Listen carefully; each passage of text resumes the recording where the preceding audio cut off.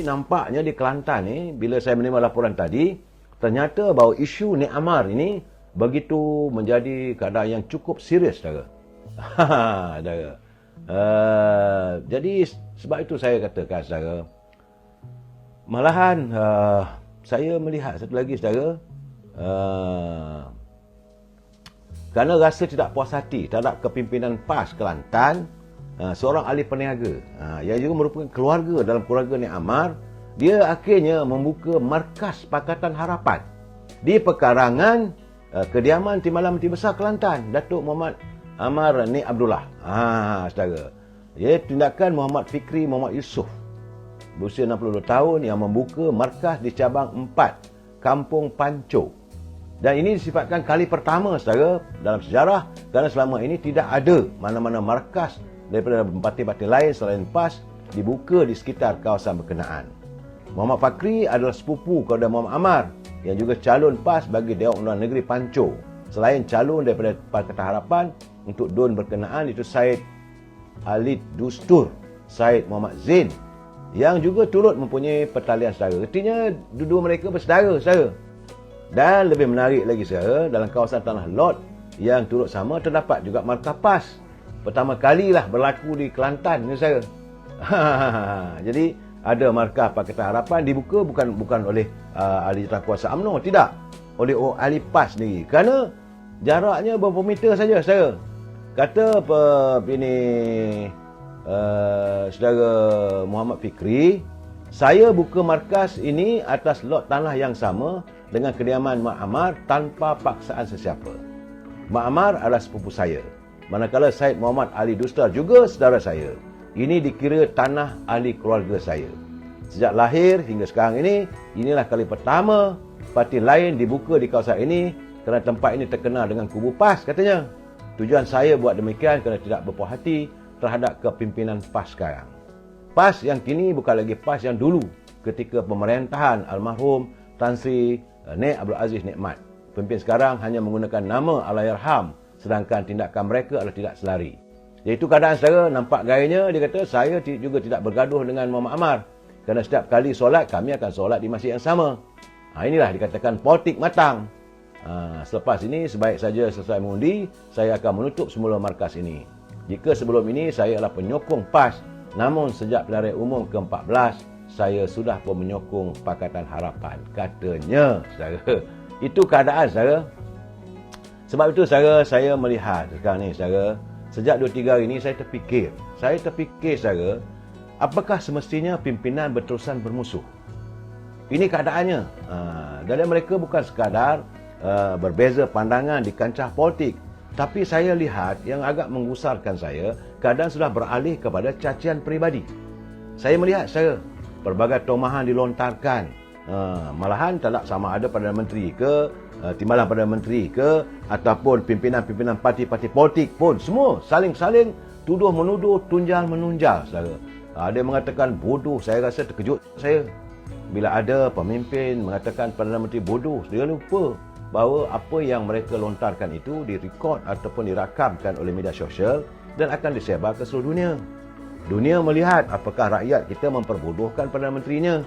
Begitu juga ada yang mengatakan pembohong, ada yang mengatakan penyamun, ada yang pula mengatakan perompak, perampok, macam-macam.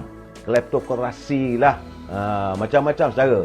Tetapi, saudara, saya rasa kadang-kadang yang tak seronoknya sampai kisah dalam kelambu pun diungkit. Jadi apakah politik negara kita sekini sudah jauh tersasar? Dan persoalannya, saudara, apakah mungkin mereka ini mampu menyantun semula ukhuwah persahabatan, ukhuwah persaudaraan sesama insan apabila usai saja pilihan raya pada 12 bulan nanti, saudara? Kalau dengar kenyataan-kenyataan yang dilontarkan di pentas-pentas politik dan dirakamkan oleh media sosial, saya tidak nampak bahawa perbalahan ini akan terhenti. Saya merasakan bahawa selepas ini akan berlanjutan. Kerana apa yang diungkapkan, saya merasakan penuh dengan kebencian. Jadi, kalau itu terjadi, bagaimana tentang budaya politik warga bangsa kita? Caci maki, maki hamun, Saudara, malahan ada perkataan seperti celaka. Aduh, saya nak mengungkap pun saya tak mampu, saudara. Saya warga yang dianggap sebagai warga emas. Saya menggeleng kepala. Ini tidak berlaku. Zaman satu saya bergiat dalam politik 20-30 tahun dulu, saudara. Dulu memanglah ada lah, tapi kenapa tidak diajukan kritikan? Kenapa tidak dilontarkan kritikan? Kita hadir hari ini kerana kita tidak bersetuju dengan hala cara pimpinan negara. Perkaranya 1, 2, 3, 4. Sudahlah. Tapi bila mengatakan pembohong, penipu, saya rasa kenapa begitu sekali? Dan bila bercorak peribadi, akhirnya dijawab pula oleh Perdana Menteri. Sebab itu saya mendengar pula kenyataan Perdana Menteri. Mereka boleh serang saya secara peribadi. Mereka boleh kata saya secara peribadi. Dan beliau menjawab. Katanya, tapi kalau kamu merampok wang negara, saya tidak akan bertoleransi. Pula dah.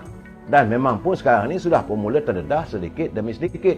Dan saya yakin, saudara, selepas usai pilihan raya yang pada 12 hari bulan nanti, saudara, saya amat berkeyakinan pasti akan berlaku tangkapan demi tangkapan terhadap mereka yang dilihat ataupun dirasakan ada keterlibatan dalam salah laku waktu mentadbir, sama ada mereka menteri ataupun mantan menteri, timbalan menteri. Datuk Seri Ahmad Zahid selaku Presiden UMNO, beliau menjelaskan bahawa Parti Barisan Nasional tetap setia dalam gabungan Pakatan Harapan dalam apa keadaan pun.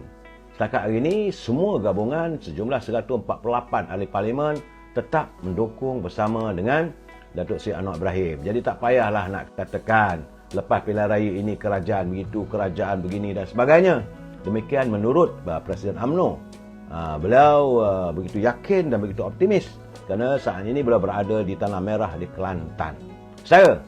Semalam kita semua tahu bahawa pengundi-pengundi awal telah pun melaksanakan tugas dan tanggungjawab mereka untuk mengundi.